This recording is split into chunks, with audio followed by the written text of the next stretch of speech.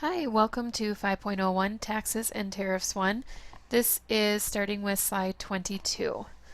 Another type of tax that governments collect is known as the tariff.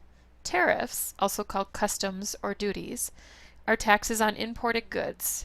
Producers who want to sell goods or services within the boundaries of another country must get permission and pay a price in the form of a tariff. Like taxes, tariffs are payments that are enforced by government and, like sales and excise taxes, they affect how much goods and services cost. Tariffs are government charges on imports rather than on income, wealth, or consumption. The government can use tariffs in a variety of ways to affect consumer and producer behavior depending on how high they are and what products they tax. Types of tariffs.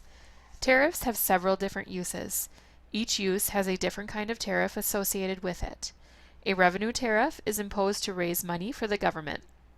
An example of a revenue tariff would be a tariff based on a good that is not produced domestically. For example, a government might impose a tariff on bananas, even though no bananas are produced domestically. The tariff on bananas is not designed to protect domestic banana farmers, so its sole purpose is to raise funds for the government.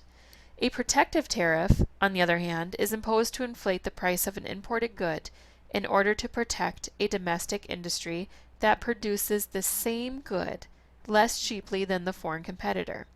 The tariff raises the price of the import so it is equal to or higher than the price of the domestic good.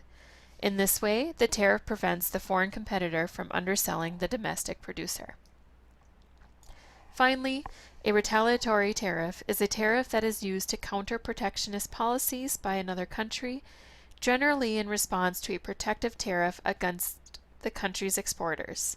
While a retaliatory tariff is a protective measure, it really serves as a punishment meant to hurt the foreign government that imposed the offending tariff. Retaliatory tariffs are generally set very high to eliminate import of that good completely. Tariff as a revenue source. Tariffs have been used by governments as a way of generating revenues since ancient times. In fact, the original and sole purpose of tariffs was to raise revenues for governments. Later, governments started using tariffs to protect domestic economies. Tariffs are collected either directly at the border when an import arrives, or indirectly by requiring the prior purchase of a license or permit to import specified quantities of a good. Either way, the goods cannot be unloaded until the tariff is paid. Collecting tariffs is generally easier for a government than collecting taxes, which in most cases requires a large bureaucracy. Also, collecting tariffs from importers is less politically risky because it does not pit the government against the voters, as collecting taxes from citizen taxpayers does. This help explains why governments tend to rely on tariffs as a revenue source before they start relying on taxes. Developing countries typically do not have the internal power necessary to collect taxes. Governments need time to establish tax institutions and to gain people's approval of taxes. In the United States, it took until 1913 to get a permanent federal income tax system in place. Until that time, tariffs, along with excise taxes, provided the most important sources of government revenue. Taxes as a revenue source. While the IRS collects tax revenues from the U.S. taxpayers, it is the U.S. Customs and Border Protection Agency that collects tariff revenues. Watch this slideshow to learn about the agency that oversees tariff collection in America. You can go ahead and do that on your own. Protecting domestic industry. Governments use tariffs to supplement internal taxation and collect additional revenues. They also use tariffs to protect domestic producers against foreign competition and to control trade with other countries. Even governments that value free markets and free trade may have reasons to limit global free markets through tariffs. Consider what happens when domestic producers are challenged by foreign competitors who charge lower prices. If the government does nothing to change the situation, domestic producers lose sales to their foreign competitors, resulting in lost jobs and reduced income tax revenue. If the domestic industry fails, it can affect the health of an entire economy. The government does not have to allow foreign competitors to damage domestic industries. It can use protective tariffs. The way this works is simple. When a tariff is charged, the price of imported goods subject to the tariff is increased. The tariff can be set so high that the importer's prices no longer beat the domestic producer's prices. The ultimate purpose is to drive up the price of an imported item to encourage domestic consumers to buy domestic goods and services. Tariffs as tool of international trade. Tariffs are used to protect key industries that are central to functioning of the economy or necessary for national defense or self-sufficiency. Tariffs are also often used to protect infant industries. These are new segments of the economy that are not well developed enough to have high levels of productive efficiency. By protecting infant industries, the government gives them a chance to grow into fully competitive segments of the economy. Tariffs have other issues as well. They can support older, traditional industries that provide important jobs. In this way, the government can ensure that an industry that is central to its economy, such as the auto or steel industry, does not fail. Harmful effects of tariffs. In general, tariffs, like sales taxes and excise taxes, raise the price consumers pay for goods and services. Revenue tariffs can raise prices marginally, but protective and retaliatory tariffs typically lead to large price increases. These price increases have both positive and negative consequences for producers and consumers in that country that imposes the tariff. On the one hand, jobs are protected, but on the other, the prices rise.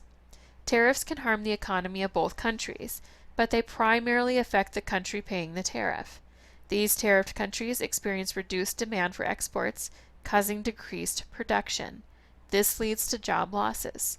Unemployment means less purchasing power for consumers, so producers suffer losses as well, and this affects the overall economy of the tariffed nation.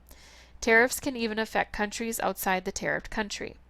With consumer demand down because of unemployment, foreign products normally purchased by these out-of-work consumers will likely not be purchased.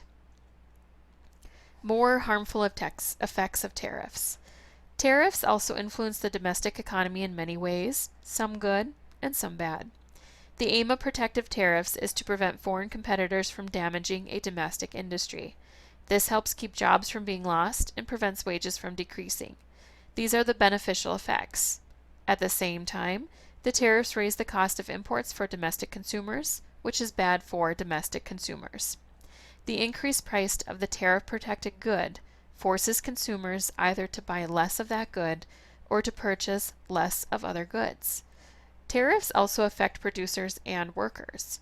Because of the tariff, consumers have a reduced capacity to purchase things in general. Since consumers purchase less, domestic producers in all industries sell less, which can lead to general economic decline.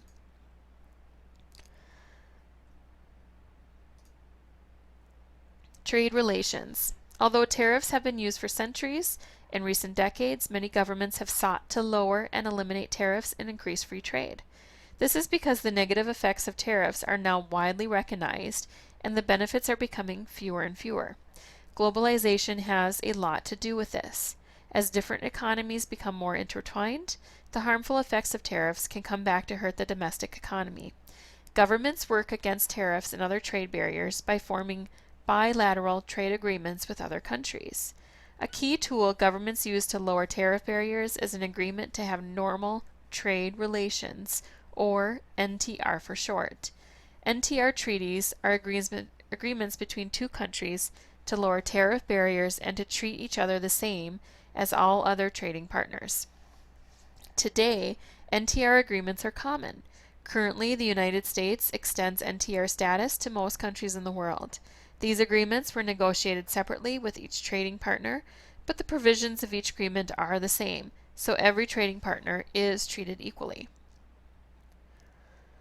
Freeing up international trade. Countries also work toward increasing free trade by joining multilateral institutions such as the General Agreement on Trade and Tariffs, GATT, which was established in 1947, and the World Trade Organization, WTO, established in 1995 to replace GATT. Multilateral institutions provide a more efficient forum for countries to negotiate trade agreements. Instead of meeting one-on-one with individual nations, countries can join an organization like the WTO to form trade agreements among many countries at the same time. Both GATT and the WTO have succeeded in opening up trade among most nations of the world, bringing an era of increasingly free trade and global interdependence. Watch the slideshow to learn more about the WTO and its effect on international trade. The use and limitation of tariffs.